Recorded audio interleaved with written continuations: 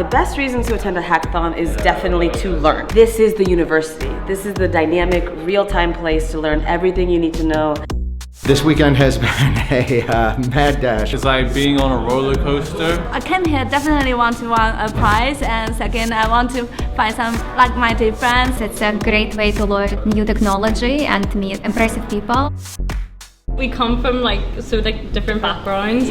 You're front end, back end. I'm actually an engineering student. I really wouldn't have met these girls without a hackathon. We didn't know anything when we got here, and we learned everything and managed to build a full app. If you come to a hackathon, everyone that wants to code literally will get together like immediately. They're like, do you want to build this? Like, yep, and they kind of put the jigsaw together so fast.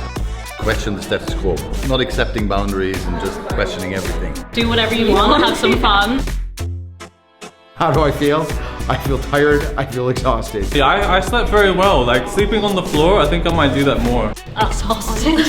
Tired, but Tired, Relieved, I feel good though. Positive. Like, I'm proud. I'm so proud of myself. I feel tired, but also inspired.